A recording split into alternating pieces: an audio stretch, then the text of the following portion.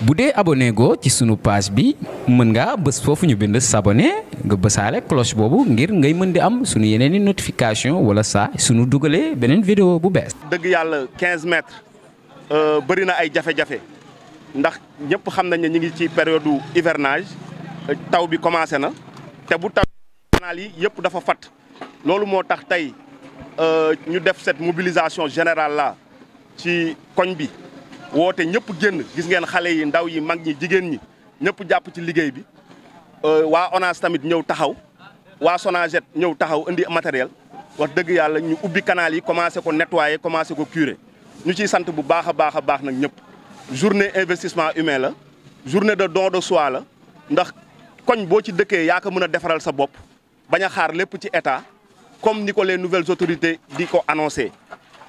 di sant bu baax a baax nag waa daara ji. di ci jiital sëñ Amadou Khayri Diop nga xamante ne mobiliser na ndongo yi nekk ci biir daara ji daara sëñ Mor Diop bii ci 15 mètres nga xamante ne dafa bokk ci taarixu ci quartier bi.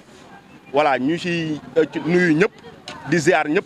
vraiment di remercier ñëpp ci taxawaay bi di wax ne lii nag bu mu yem tey nañuy jéem a xool chaque dimanche wala chaque ñaari dimanche wala chaque mois au moins ñu organiser ko. génn nettoyer koñ bi ndax cadre de vie bi ñun ñoo ko mën a defar loolu daal laa amoon lu ma ciy wax di remercier ñëpp seen teewaay seen taxawaay rafet na wax dëgg yàlla liggéey bi jaar na yoon je pense que bu tawatee yenn jafe-jafe jot ñu amati. may terminer nag par lancer un appel suñu yaay yi suñu mag yi suñu jigéen yi nekk ci quartier bi yi nekk ci gox bi ñu xam ne canal yi du sottikaayu mbalit ndax mbalit mi ñu ciy sotti doon na loo xamante ne moo koy fat ba bu tawee ñuy am ay jafe-jafe muy refoulé wax dëgg yàlla loolu moom appel la bu ñuy lancé de vive voix que nit ki fi nga dëkk yaa ko mën a defaral sa bopp ñu bañ di fi sotti mbalit ñu xam ne canal bi pour évacuation eaux usées la que bu ñu amee eaux usées yi ñuy ci génne seen biir kër yi nañ ko segg ba pare ñu soog a ñëw këpp ko ci canal bi su ko defee ndox mi dem. voilà wasalaam jërë ngeen jëf di nuyu ñëpp ñu fi teew duma lim ndax su ma limee juum en tout cas daal tous les services de l'État yi nga xamante ne ci wàllu inondation muy ONAS muy SONAGED ñoom ñëpp ñi ngi fi wax dëgg yàlla Pikine problème mu assainissement bi fi am ñëpp gis nañ ko te loolu depuis 2018 nga xamante ne man du ma tàyyi di ko wax quartier yi ci kër yëpp au niveau de Pikine fay ci somme bu toll ne plus de 36 000 francs temps yooyu ki nekk ci jaraafu réew mi tey jii ci jaraafu dëkk bi du ma tudd turam moo nekkoon ministre de l'hydraulique et de l'assainissement mais gis nañ ne wax dëgg yàlla loolu mooy liggéey ba sooxe na ba léegi tàmbalewul loolu tamit ñu ciy lancer un appel à l'État du Sénégal aux nouvelles autorités que assainissement Pikine ñu def ko seen yitte ak insalubrité bi vraiment camion mbalit dugatul biir Pikine ci te loolu jaaduwul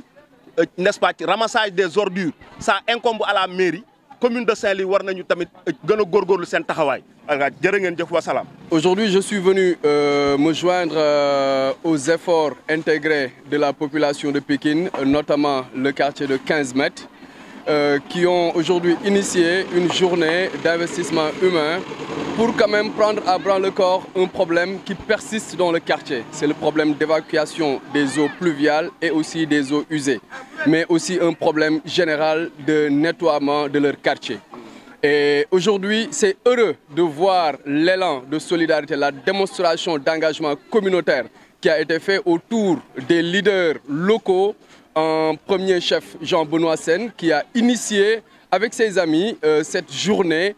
d'investissement humain qui consiste quand même à désencombrer et à dégager le quartier pour lui permettre de respirer un peu. Ce qui est vraiment dommage aussi à constater à Pikine, et c'est en général partout à Pikine, parce qu'avant de venir ici, j'ai fait le tour sur l'axe Keur Serigne Khouma et Tableau Walo, et partout nous avons constaté la même chose, c'est-à-dire c'est une absence totale de la municipalité. Moi je pense que ces journées-là, cet engagement communautaire-là que nous avons est à saluer, mais à côté, il y a quelque chose que nous déplorons de vive voix, c'est l'absence, c'est la désertion, c'est aujourd'hui la démission de la commune de Saint-Louis pour prendre en charge les problèmes de cadre de vie, mais aussi les problèmes d'assainissement et de nettoiement de Pikine. Moi, je pense que c'est le moment, ici à Pikine, de lancer un appel solennel au maire de Saint-Louis, soit il est maire de Saint-Louis et que Pikine est de Saint-Louis qu'il s'en occupe, soit il n'est plus maire de Saint-Louis, qu'il démissionne et que notre mairie soit placée sous délégation spéciale et qu'on s'occupe des problèmes de Pikine.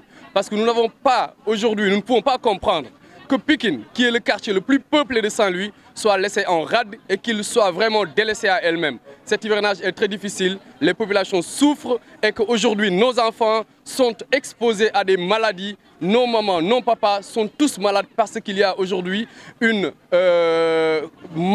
prise en charge, une mauvaise prise en charge des problèmes de cadre de vie, des problèmes d'assainissement, mais aussi des problèmes de salubrité à Pikine. Donc nous lançons un appel solennel à tous les enfants de Pikine qu'ils se lèvent et qu'ils s'unissent comme un seul homme pour prendre à bras le corps cette question, comme on le fait aujourd'hui ici à 15 mètres, mais que derrière la commune de Saint-Louis, mu lettuñu wala mu firiñu. Comme nous l'avons dit, ku mënul bawoo lu yàqu yawa ñun nag lu ñu wax mooy bis ni ki tey rien ne sera plus comme avant. Pikine s'est réveillé, xale yi màgg nañu jërë ngeen jëf.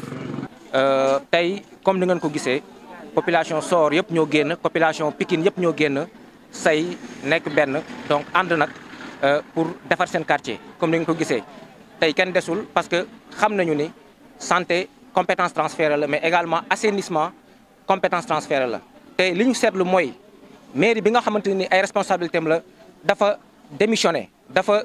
bàyyi loxoom par rapport ak gestion wu assainissement bi mais également nettoiement wu donc quartier bi ñun nag ñu xam ne tey am na loo xamante ni dañ koy jëlal suñu bopp comme ni ñu ko waxee léegi ni Pikine tey ay doomam màgg nañu te moo tax ñu dajaloo nekk benn. Tey waxuñu parti politique mais association yi AIC yi groupement yi ñëpp ñoo dajaloo nekk benn ñëw def curage bi ànd ak waa ONAS ànd nekk benn pour maanaam fexe bu nawet bi ñëwee ndox yu ñu daan am mu doon ndoxu taa di ñu sonal ñu fexe loolu mu bañ a am. te muy dem en droite ligne ak ni ko monsieur le président Bassirou Diomaye Diakhar Faye bëggee donc mooy nit ñi ñuy def ay activités de don de soi mais également mu am ay mbir yoo xam dañ koy jëlal seen bopp kon di wax ni. ci loolu la ñu taxaw te it fas yéene nañu nag donc mu doon une activité boo xamante ne nii activité pérenne lay doon dañuy continuer di ko def donc chaque mois bu ñu ko mënee ou bien chaque 2 mois ñu organiser lu mel nii boo ko defee ñu dajaloo nekk benn donc nekk mbooloo boo xamante ni nii kenn desul. kon ci loolu ñoo ngi profito donc di ziar di également donc remercier kilifa diine bu nekk ci gox bi mu di sëñ Modou Khari di doomu sëñ Modou Diop ñu gis taxawaayam ñu gis aussi engagement wam. ci lépp loo xamante ne ni activité la don de soi bu ñuy def ñu gis nu muy dajalee taalibe yi ñu ñëw ànd ak ñun pour que ñu réussir activité boobu noonu. donc du ma jeexal mukk te lancé wu ma appel population bi ma leen di xamal ni santé dafa nekk loo xamante ni moo jiitu ci doomu aadama nit ki balaa nga naan naam da nga fay nekk te tey mënoo wax santé te amoo cadre de vie bu baax mënoo wax santé te amoo assainissement bu baax kon comme que ñoo ngi jooy boobu ak tey pour am assainissement Pikine mu nekk problème si ñun. nañu fexe ñu bàyyi xel li ñu yàlla jox mu di caniveau yi nekk fii ñu bañ di si tuur ndox mais également ñu di ko saytu ba nga xamante ni maanaam du fatt ba bu ndox bi ñëwee donc dañuy am problème. donc ci loolu aussi ñuy remercier ñëpp di féliciter ñëpp donc Jean Benoît Sène mais également Moussa Diop mën naa wax ni tey coalition bi moo fi ñëwaat tey Diomaye président ñu xam ne ñun ñëpp benn lañu benn objectif la ñu am Pikine mu changé benn objectif la ñu am lu ñu yàgg di jooy ci Pikine ñu fexe. PUR également ñëpp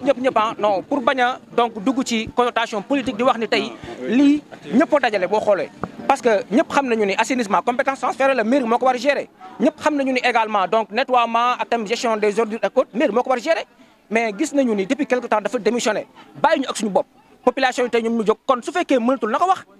wax ñu def une délégation spéciale ñu ñëw ñu gérer ko suñu bopp parce que aussi état moom la jox doole moom la jox aussi pouvoir pour que mu gérer loolu te dañuy gis mu démissionné kon su mënatul na ko wax nit ñi na démissionné bu démissionné nag c'est-à-dire ñu posé fi délégation spéciale ñu fexe ñu jël maanaam mbir yooyu en main bu ko defee population mën a gis boppam ci jafe-jafe yi nga xamante ni mooy jafe-jafe assainissement di jafe-jafe aussi bon insalubrité. non dañu ñëwoon tey ànd ak suñu mbokk yi nii ñoom Benoît Moussa Diop et consort ak jeune quartier bi yëpp ñëw pour seetal suñu koñ. donc li ñu wootee xam nga dañu jàngal ñu wootee ci lu baax da nga ciy bokk boo ci bokkee nga mën ci ñu loolu la ñuy jàngal donc loolu moo taxoon tey ñu ñëw ànd ak jeune quartier bi yëpp c'est ça suñu gox mais man du ma guddal xam nga fu may jëm mooy dañuy wax léegi moo ci am solo maire bi daf ñu bàyyi ak suñu bopp toppatootul Pikine il est temps Pikine am mais am déedéet comme beneen bi mu am maire Saint-Louis muy yeewoo Pikine mu dëkk Pikine il est temps amul tax bu ñu xoolee mairie bi jaar yëpp dañu bàyyi Pikine daal amul mooy ku ma amul ndey kenn toppatoo ko suñu maire bi nag instant bi moom dafa démissionné dafa bàyyi comme bàyyi na nag na joxe leen ngay ñu jël maire bi suñu bopp liggéeyal suñu gox lii moo ko waroon mais ñun tey ñoo ko defal suñu bopp te tey bu mu yem tey na am suivi biir hivernal bi nañu topp affaire yi buñu ko kii ne pour ñu gis muy tuur ndox fii nii nañu ko arrêté bu mu tuur ndax suñu defee nii ku ñëw di taxalaat dafay gën a yàq donc bu ñu paree nañ ko xoolal suñu bopp saytu ko suñu bopp ba hivernage bi jeex tàkk ku fi tuur ñu arrêté leen bu fi tuur. waaw man la Abou Samba Sy man maay le chef de division technique bu ONAS bu office national de l'assainissement du Sénégal ici à Saint-Louis. waaw dama ñëwoon tey nag pour jàppale tey gunge tey jeune quartier bi nekk fii au niveau de 15 mètres Pikine ñu ngi rafetlu nag vraiment jëf bu ñuy def nii di xamal leen ni. que set setal yu ñuy waajal set setal yu ñuy def yëpp yooyu ONAS lay dimbale parce que set setal bi mbalit bi ba ñu ko nettoyé wul si canal ONAS yi lay retrouvé wu te bu retrouvé si canal ONAS yi day indi problème d'écoulement des eaux vers les stations de pompage wala mbalit bi même bu rëccee si canal bi tamit bu demee ba si station bi day bloqué si pompe yi te pompe yi nag foofu ko pompe yu cher la pompe bu gën a tuuti 10 millions lay jar donc pompe yi mbalit bi rek mën na lakk pompe yi ak yooyu donc vraiment ñu ngi rafetlu set setal yi nii moo tax ñun waa ONAS fépp fu mu gis benn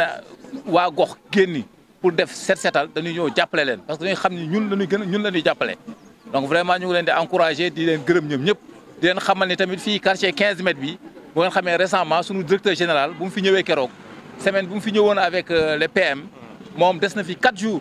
même le dimanche on a été sur le terrain dimanche sax ñëw nañu fii avec suñu DG bu bees bi ñëw na fii pour nemmeeku si waa 15 mètres dugg na fii xool na yëpp xool na station bi wax nañ ko problème bi expliqué nañ ko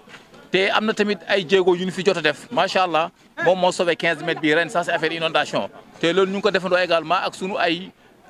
xarit mooy waa Ageroute dañoo amoon benn projet de pavage bu ñu waroon def fii si biir far ñu expliqué leen le problème bi am fii si kaw tali bi ñu defal ñu système boobu de pompage ñu évacuer léegi directement sur le bassin donc la station de 15 mètres évacue directement sur le bassin de Pikine dégg nga ñu jëlaat encore beneen conduite jëlee ko fii si mbedd bu 15 mètres bi yóbbu ko si station bi donc vraiment loolu moo tax affaire bi wàññeeku fii ren gis ngeen ren bu mu tawee première taw yi sax même bu dee sax taw bi sax baregul mais gis nañu quand même 15 mètres melutul nu mu doon mel donc vraiment ñu ngi siy gërëm te di am yaakaar tamit si autorités yu bees yi comme ni mu la nga waxee rek suñu DG bu bees bi mu ñëwee fii wan nañ ko dem na tableau wala dem na taal baxle yóbbu nañ ko si problème yëpp boobu yóbbu nañ ko fa wax nañ ko solution yi également donc ñu ngi am yaakaar dañu si jàppale si ay moyens ay financement ñu mën a réaliser loolu comme ça Pikine teqale ko si problème mbirum inondation des eaux pluviales waaw pour les eaux usées nag mu des nag le projet de 10 villes projet 10 villes bi tamit ñu ngi ñaan tamit nouvelle autorité ñu relancer que pour que le problème de le projet de 10 villes mën a àgg projet 10 villes bu àggee problème Pikine ak problème yeneen quartier sax yu dul Pikine dana réglé wu parce que problème mu 10 villes bi daf mu jël si ay quartiers dafa bare 75 kilomètres de réseau la loolu pour les eaux usées la loolu ndox yi génn si kër yi la mais actuellement nii Pikine am na 12 kilomètres de réseau eau pluviale ak 5 stations de pompage pour les eaux pluviales donc yooyu la ñuy nit ñi di jàppale ni actuellement nii di leen nettoyer vraiment ñu ngi leen si gërëm di leen sant di gërëm waa gox gi yëpp. le problème bu fa nekk foofu si Médina Marmial foofu comme ni ma koy waxee toujours rek foofu Médina Marmial dañu ko préparé pour le petit diamètre bi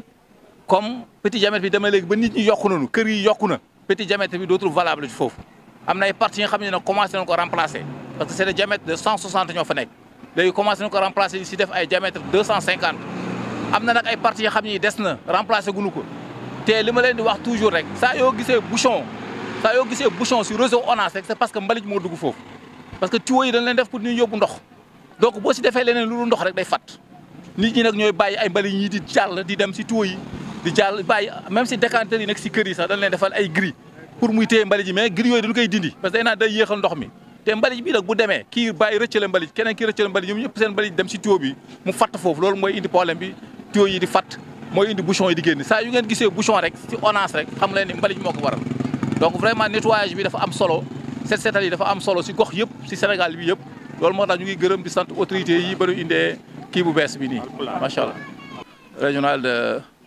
technique de l'Office national de l'assainissement du Sénégal ici à Saint-Louis.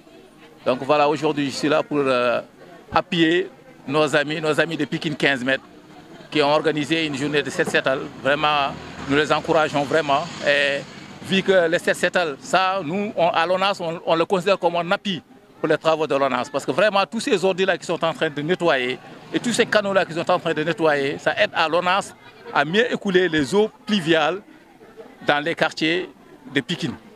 Donc vraiment, nous les encourageons et nous venons apporter notre soutien pour que vraiment qu'ils continuent cette œuvre de tous les jours, parce que vraiment, ça nous aide vraiment à mieux écouler les eaux pluviales et à éviter les inondations. Donc vraiment, nous encourageons. Et vous avez vu que notre directeur général a été là. Même au dimanche, on a été là avec le directeur général. Le dimanche 7 juillet, on a été là avec notre directeur général pour voir les différents problèmes dans les quartiers de Pikine. On a été à Talbakhlé, on a été à Tablowalo et ici à 15 mètres jusqu'à 22 h du matin, on a été en tournée pour lui montrer les différents problèmes dans les quartiers de Pikine. Et qu'il nous a vraiment promis d'apporter des solutions. Nous, on a des solutions techniques. Ce qui nous manque, c'est des solutions, c'est des dépenses, c'est des finances. Donc il nous a promis vraiment de nous appuyer pour le règlement définitif de ce problème d'inondation au niveau de Pikine. Et voilà, donc vraiment, nous avons vraiment de l'espoir avec les nouvelles autorités, vraiment qu'ils pourront régler le problème définitif pour Pikine. Pour ce qui est des eaux pluviales. Et pour ce qui est des eaux usées, là nous attendons que nous puissions terminer le projet des 10 villes. Le projet des 10 villes qui touche l'ensemble de la ville de Saint-Louis. Donc nous avons 75 km de réseau et 10 stations de pompage pour les eaux usées. Donc là vraiment nous demandons aux nouvelles autorités de nous aider à terminer tous ces travaux-là le plus rapidement possible. Parce que l'assainissement coûte cher. Nous connaissons que l'assainissement coûte énormément cher. Mais également l'assainissement est une nécessité pour la vie. L'assainissement c'est la santé. Et sans la santé on ne peut pas faire d'éducation. On ne peut pas étudier, on ne pourra pas travailler. Donc l'assainissement est primordial et que nous demandons aux nouvelles autorités de nous appuyer. Nous, les techniciens de l'ONAS, on est vraiment disponibles. On a des plans de développement d'assainissement dans toutes les villes du Sénégal. Donc on a des techniciens, on a déjà tracé le plan. Donc nous attendons tout juste des financements pour pouvoir régler l'ensemble des problèmes d'assainissement dans les différents pays du Sénégal, dans les différentes villes du Sénégal. bu dee abonné go ci sunu page bi mën nga bës foofu ñu bind s'abonner nga bësaale cloche boobu ngir ngay mën di am sunu yeneen i notification wala saa sunu dugalee beneen vidéo bu bees